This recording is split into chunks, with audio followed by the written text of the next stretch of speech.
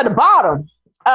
Y'all, our people in the Gulf have been hit hard once again by yet another hurricane, as we are seeing an increasing amount of named storms during hurricane season. We are getting deeper into hurricane season, like deeper into the alphabet with hurricane season, and the storms are becoming more powerful. And as sea levels continue to rise, obviously coastal areas are going to be more impacted with erosion of the wetlands, beach erosion, and motherfucking flooding. Ridiculous, right?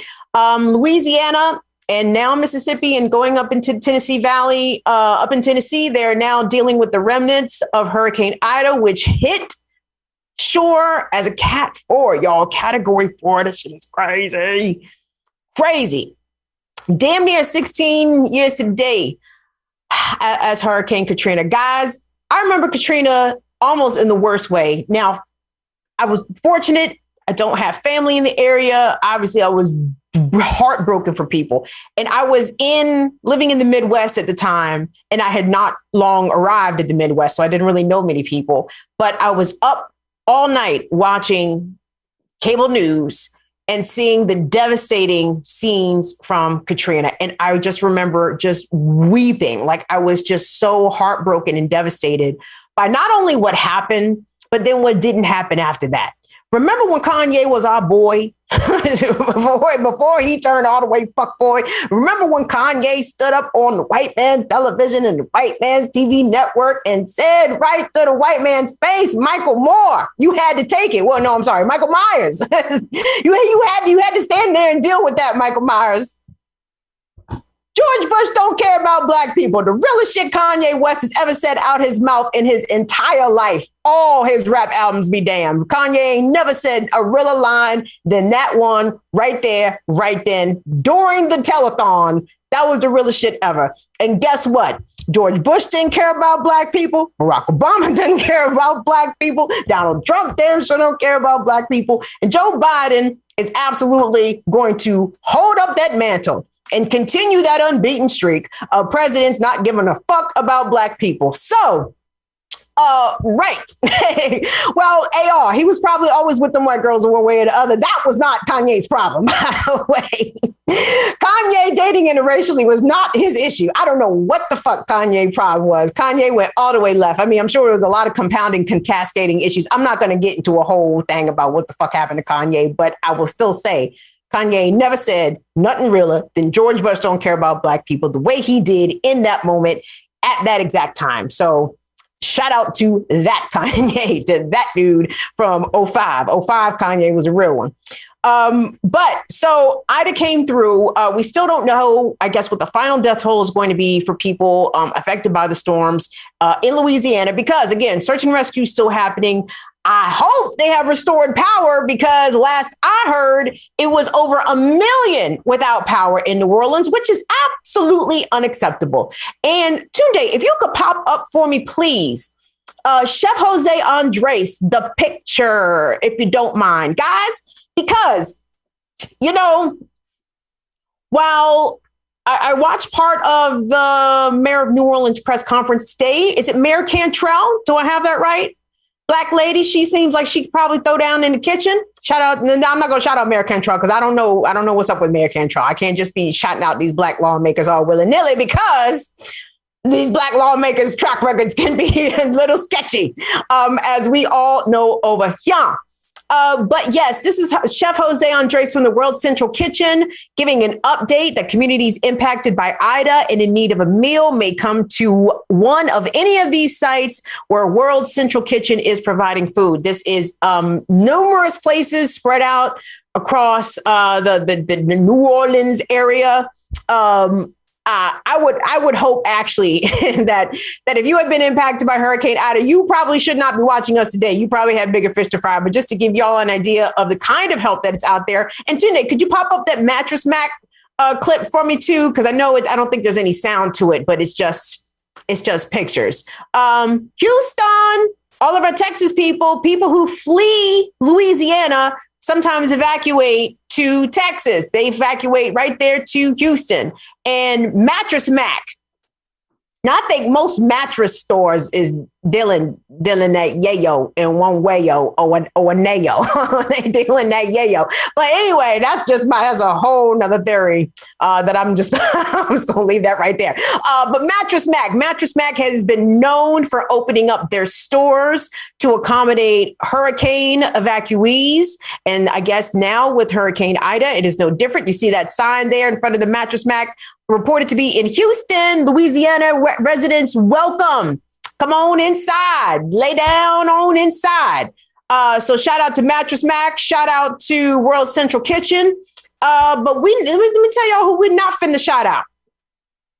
Y'all already know who we're not finna shout out. We're not finna shout out the police. Why? Because the police, in the midst of a natural disaster, a Cat 4 hurricane hitting New Orleans, is nothing to sneeze at. I'm very glad that the levees held, at least what's being reported, the levees held to the extent that the flooding is not as severe as it was in, say, a Katrina. But still, people are dealing with very difficult circumstances with no power, no air conditioning in Louisiana at the end of August. Is, I'm sure, beyond unpleasant. It is actually life-threatening at this point. But instead of using all hands on deck in order to provide those most impacted with assistance and resources, the New Orleans Police Department put this message out, which was also echoed by the mayor of New Orleans in her press conference today, outlining the situation that is on the ground currently in New Orleans. Like, she took the time to double down on what the chief of police is about to tell you in this Twitter video. Tune in. If we could take a look at that, please.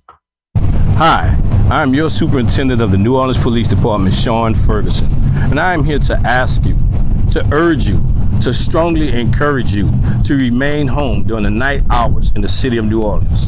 There's absolutely no reason for anyone to be on the streets of the city of New Orleans during the nightfall.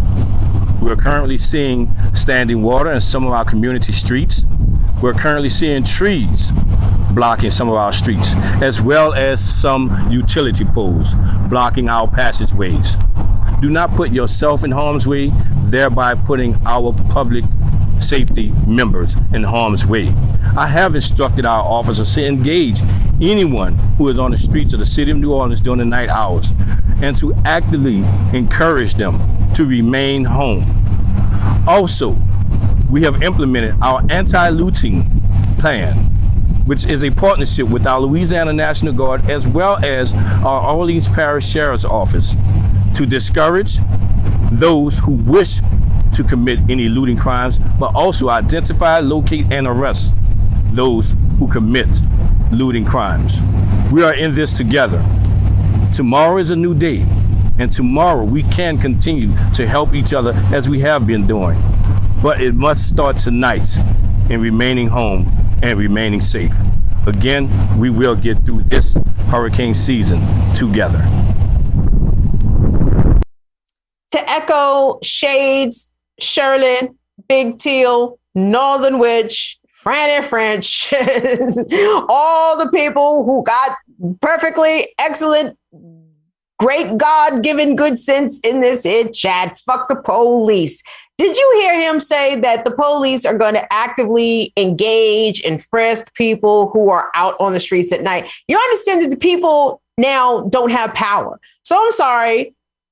You supposed to sit around in the hot house like all night long? I mean, you can want people to do something, but listen, I mean, the fact that so many New Orleanians were unable to evacuate, guys. Why? The storm hit the week of the 1st. Kids, what you think was happening? Do you think people who could afford to evacuate chose to stay? Or was it people who knew that they only had an option of paying their rent on tomorrow, on the 1st, or evacuating and possibly not having some place to come back to?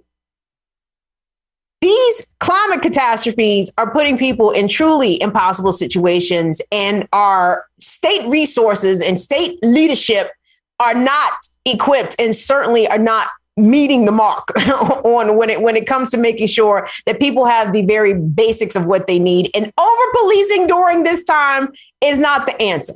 Okay. And part of the reason why a chill goes down my spine when I hear the chief of police in New Orleans talking about deploying anti-looting units, right? First of all, if the grocery store is what's being looted, I think you just need to let the grocery store go ahead and get looted. You know why? Because people are hungry. They just survived a Category 4 storm that just buried down on their ass, and nothing is open. Everything is closed. Money is probably pretty useless, or at least if you have a electronic funds, debit card or whatever, that shit ain't no good if the power is out. Zero good, right? So the police are going to defend the grocery stores after a Category 4 hurricane. Tunde, I wanted to take a look at that PBS NewsHour clip because this is about 10 years old. And again, chill went down my spine when I hear the chief of police talking about deploying anti-looting squads, because during Hurricane Katrina, one of the worst police brutality incidents ever happened in the days following Hurricane Katrina, where New Orleans police that were part of an anti-looting squad that had been deployed across the city to try to prevent looting, protect property while people are waterless, foodless, shelterless, unable to remain cool in the sweltering heat of August in Louisiana. People got murdered by the cops in a very infamous incident, but I don't think it's an incident that is spoken about enough. So again, keep in mind, this is from 10 years ago. This is going to be PBS NewsHour's Judy Woodruff bringing us up to speed on the case of the Danziger Bridge. Do I have that correct? That happened in New Orleans in the days immediately following Katrina by police officers who are part of an anti-looting unit. Let's take a look at that, please. 1 week after Katrina's initial blow to New Orleans, police shot 6 unarmed people on the city's Danziger Bridge after officers said they were responding to the distress call of another shooting. 2 of those 6 were killed, 17-year-old James Brissett and a 40-year-old mentally disabled man, Ronald Madison. Madison was killed when police chased him and his brother Lance, who was with him as they tried to find safe haven. Lance Madison was later arrested and accused of firing at police, according to prosecutors. But today, in federal court, a jury convicted a former police officer, a retired sergeant, and 3 current members of the New Orleans Police Department, all on charges stemming from a cover-up. All but one were convicted of civil rights violations connected with the shootings as well. James Brissett's mother spoke of her loss after the verdict. They took the twinkle out my eye, the song out of my heart, and blew out my candle. But it's going to be all right because justice has been served. And Lance Madison, who lost his brother and nearly lost his freedom, expressed his thanks to the jury. I am thankful for having some closure after 60 long years and struggling for justice. I am most grateful to my family, especially to my brother Romeo. Without the support and hard work of my family, I might still be in prison for false charges, and the truth about what happened on the Danziger Bridge might never have been known. The trial was a high-profile test of the Justice Department's effort to clean up a police department marred by a reputation for corruption and brutality. A total of 20 current or former New Orleans police officers were charged last year in a series of federal probes. Most of the cases center on actions during the aftermath of the storm, which plunged the city into a state of lawlessness. 2 cases have already gone to trial. Jim Letton is the U.S. Attorney for Louisiana's Eastern District. Today's verdict by these jurors sends a powerful a powerful, unmistakable message to public servants, to law enforcement officers, and to the citizens we serve, and indeed to the world. That message is that public officials, and especially law enforcement officers, will be held accountable for their acts, and that any abuse of power, especially that power that violates the rights and the civil liberties of our citizens, will have serious consequences. The sentencing is set for December 14th. Guys, that was PBS NewsHour reporting on the Danziger Bridge murders that happened immediately following Hurricane Katrina. Guys, for the anti-looting units from the New Orleans Police Department. So again, any lessons learned from the Black misleadership class, from Ray Nagin to this woman who is the mayor of New Orleans now, Cantrell. I think that's Mayor Cantrell. No. Property must be protected first and foremostly above the needs of the people, right? And for all those, yes, who said fuck the media too? Of course, Craig Bardo. Thank you, darling. Absolutely. And for people who be like, well, they can't be that hungry. Why are they looting televisions? Well, let me tell you why televisions and the like get looted, okay? Because electronics are currency. You may not know this if you've never had to delve into the sub economy of the United States, right? But the barter system is big and real out here. And if you got a nice television in the box, undamaged, you're going to make you a few $100 cash in your hand, right? Because that's the only way that this kind of transaction is happening. So don't question why people go to the store and loot clothes and shoes and TVs. It's because it turns into money. Do you understand? Are we able to follow this logic? This is called survival shit. This is what people do out here to make it every day. And in the aftermath of a devastating hurricane, yeah, anything that you can convert into cash is going to get converted into cash. But people like to sit out here and play stupid and play ignorant, or just clearly don't give a fuck about the ways in which poor people survive and the tactics that must be undertaken in order to survive. And trust me, I don't begrudge anybody who is doing survival stealing, survival shoplifting right now, potentially even survival pickpocketing, since we talk about New Orleans. And I'm just kidding with y'all, New Orleans, and I joke like that because I have had my pocket picked in New Orleans, so I know how to 504 get down. So people got to do what they got to do, and honestly, you can't fault any of that, okay? Because as we have seen that the government is letting people down.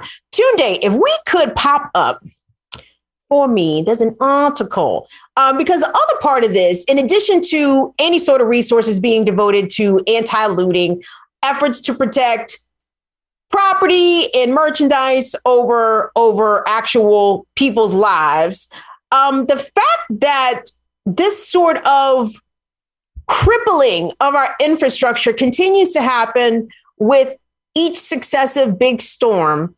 Tunde, could you pop up, this is B4 for me, okay? This is from NOLA.com. And it says in the headline, New Orleans lost power in Hurricane Ida after tower collapsed in the river. Fix could take days, possibly even longer. So for a really big swath of folks, people are going to be impacted by these power outages for probably weeks to come. And it's not about to get cooler in New Orleans as September happens. In fact, I'm concerned if there should be another major storm, category 2, 3, or higher, that could hit Louisiana. And the state and the infrastructure is already sort of in this debilitated mode already, right?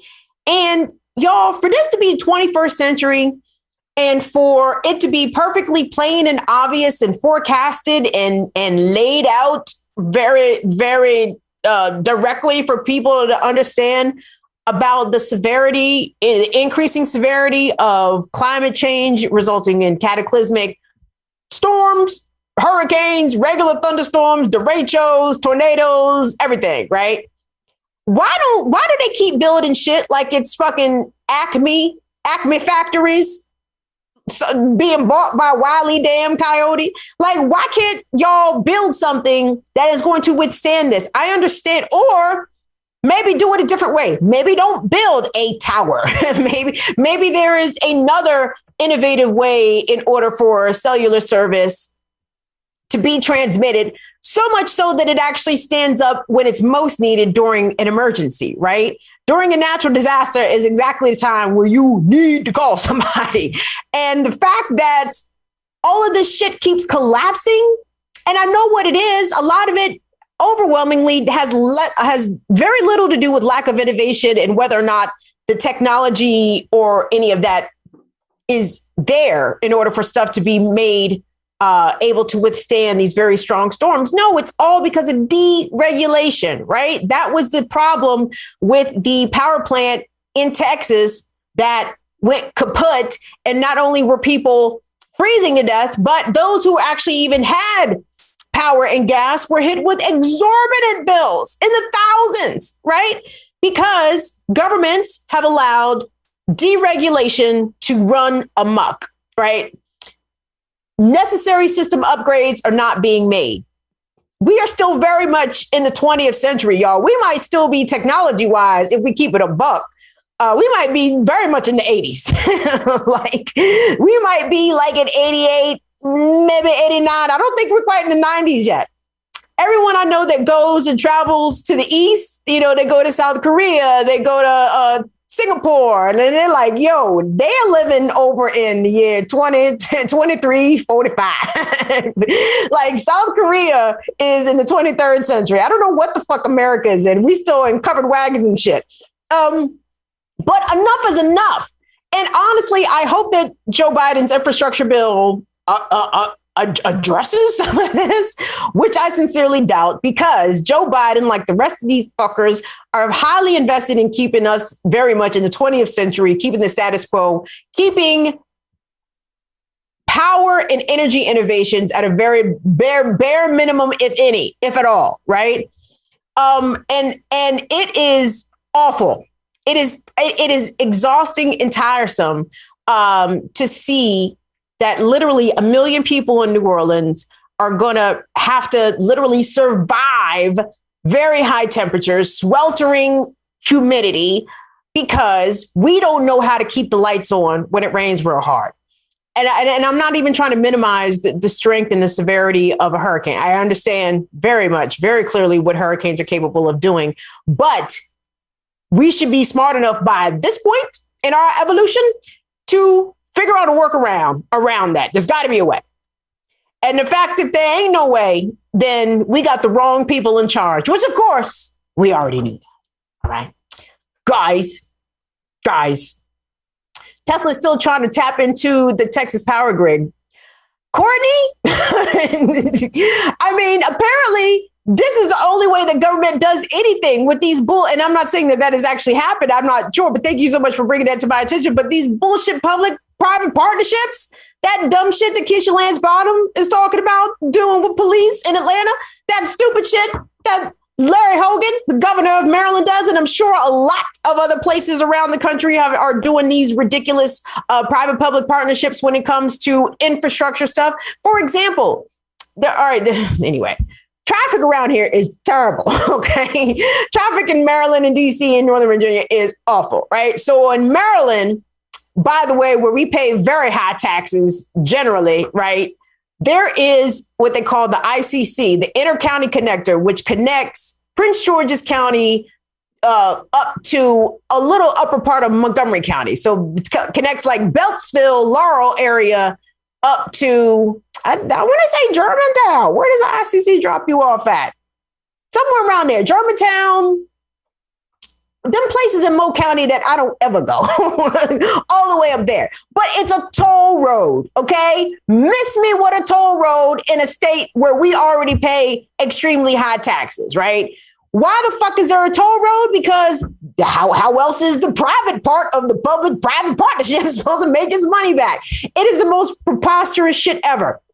This is all stuff that government should be doing, right? And if government is unwilling to do it, well, then why the fuck are we paying our taxes promptly? Promptly and in full. No, this is wrong. Absolutely wrong. So more pressure needs to be put, not just on Biden. Like, I feel like Biden is like the last link in the chain at this point. Like, we are just being misled and led astray by literal buffoons, by buffoonish capitalist ghouls who don't care and who are quite accustomed to great loss of life and great inconvenience, right? To put it mildly, put upon people numerous times a year as a result of climate change. So if Joe Biden wants to get serious about infrastructure and serious about climate change, well, first and foremost, he could cancel and stop Line 3, the Enbridge pipeline up there in northern Minnesota, where there has been some movement, by the way. We're going to get into that a little bit later this week. But he has to address this issue of this continuous failing of power grids, of levees, of things that are there to keep people safe, things that we just spent $2 trillion in Afghanistan, shit that we obviously can afford to do. We are just opting rather to be the world's war machine and spending hundreds of millions, if not billions and trillions of dollars engaging militaristically in places abroad. Meanwhile, America falls into the fucking ocean. Miss me with that shit. A Lady 747. Thank you so much, honey. Thank you so much for your support, guys.